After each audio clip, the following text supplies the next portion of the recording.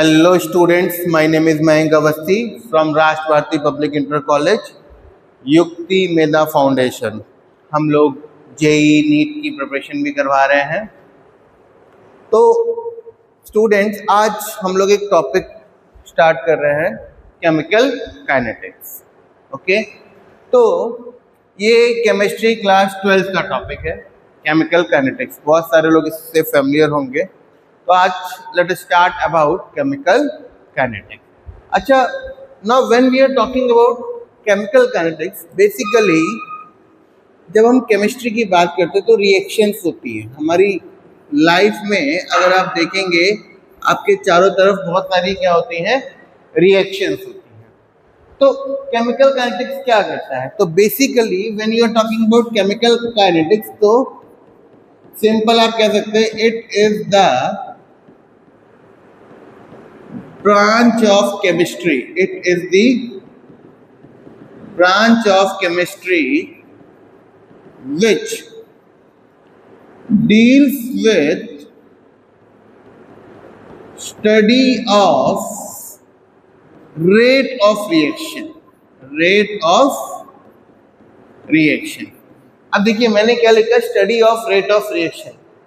कहने का मतलब है आई am talking about speed of reaction. कि till now we have studied what reactions are taking place, कि कौन कौन सी रिएक्शन टेक प्लेस हो रही हैं। But now we will discuss about किस स्पीड से रिएक्शन हो रही है। ये आपने बहुत सारी चीजें देखेंगी, कोई रिएक्शन बहुत जल्दी हो जाती है, कोई रिएक्शन बहुत टाइम लेता है। जैसे रस्टिंग ऑफ आयरन है, ठीक है। अब रस्टिंग ऑफ आयरन कभी कभी बहुत जल्दी हो रहा है, कहीं कहीं बहुत स्लो हो रहा है। तो ये जल्दी और स्लो किस स्पीड से हो रहा है, यही इस चैप्टर में हम डिस्कस करेंगे। तो बेसिकली केमिकल काइनेटिक्स क्या है? It is the branch of chemistry which deals with study of rate of reaction. तो यहाँ पे जब हम लोग रेट ऑफ रिएक्शन की बात करते हैं तो आप एक कंडीशन देखिए। Suppose for a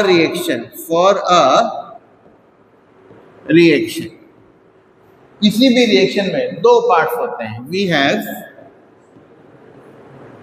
have two parts. ये देखिए, ये आपका एक एरो होता है। एरो के इस तरफ वाले क्या होते हैं? प्रोडक्ट्स होते हैं, ओके। और एरो के इस तरफ वाले हमारे क्या होते हैं? These are reactants, okay?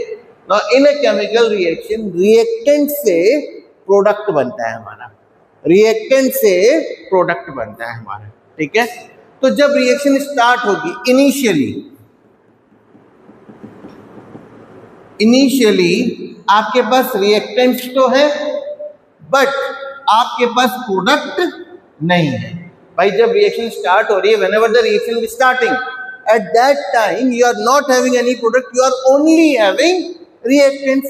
लेकिन अब as the reaction proceeds, जैसे जैसे रिएक्शन प्रोसीड करेगी, अब मैं बहुत सिंपल अभी लैंग्वेज में समझा रहा हूं। जैसे जैसे रिएक्शन प्रोसीड करेगी, रिएक्टेंट की क्वांटिटी क्या होगी? डिक्रीज। रिएक्टेंट क्या होगा?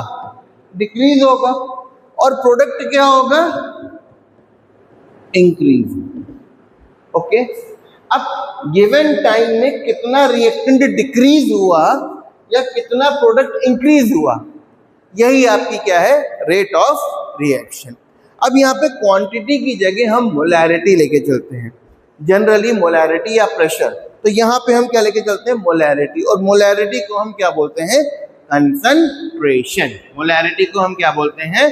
कंसंट्रेशन। ओके, तो बेसिकली अब अगर मैं कंसंट्रेशन, अगर मेरे को कोई बोले रेट ऑफ रिएक्शन डिफाइन करो, तो रेट ऑफ रिएक्शन क्या है? Basically rate of reaction it is defined as change in concentration of reactants or products with respect to time. Change in concentration of reactant or product with respect to time. कहने का मतलब क्या है कि rate of reaction क्या हुआ is equal to decrease in concentration of reactant upon time interval, या फिर रेट ऑफ रिएक्शन क्या हुआ increase in concentration of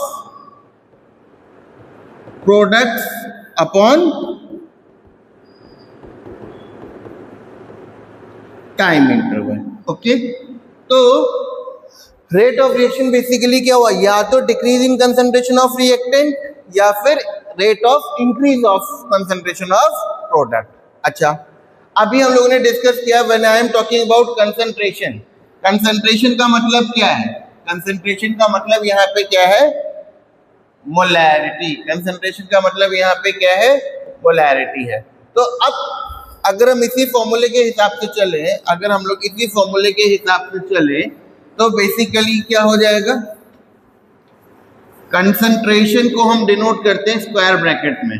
okay, तो अगर आप नॉर्मल लेके चलो, सपोज इसको हम लेके चल देते हैं A gives you B, A gives you B. Okay, तो इसका इनिशियल कंसंट्रेशन सपोज AI है, फाइनल कंसंट्रेशन क्या हो जाएगा AF. ओके, यहाँ पे भी इनिशियल कंसंट्रेशन क्या हो जाएगा BI, फाइनल कंसंट्रेशन B, और यहाँ पे सफिक्स में F. ओके, तो delta A that is change in concentration क्या हो जाएगा A final minus A initial. Similarly यहाँ पे डेल्टा B ये क्या हो जाएगा, that will be B final minus B initial. Okay, तो रेट ऑफ रिएक्शन बेसिकली क्या हो जाएगी delta A upon delta T, या फिर delta B upon delta T. अच्छा, थिंग इज अब डेल्टा A ये रिएक्टेंट वाले पार्ट के अगेन क्या लगा देंगे नेगेटिव साइन लगा देंगे. नेगेटिव साइन अब क्यों लगा देंगे, ये नेगेटिव साइन इसलिए रहेगा क्योंकि आप देखेंगे हमेशा रिएक्टेंट के केस में इन केस ऑफ रिएक्टेंट जो फाइनल कंसंट्रेशन है that will always be less than initial concentration, इसीलिए हम वो नेगेटिव साइन लगा देते हैं. जिस रेट से रिएक्टेंट विल डिक्रीज उसी रेट से प्रोडक्ट विल इंक्रीज. तो these two are always equal.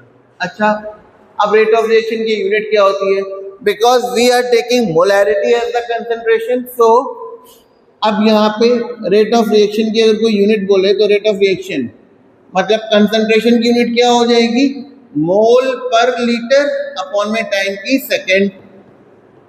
तो रेट ऑफ रिएक्शन की यूनिट क्या हो जाएगी, इट विल बी मोल पर लीटर पर सेकेंड. ओके, तो अभी हमने बेसिक कॉन्सेप्ट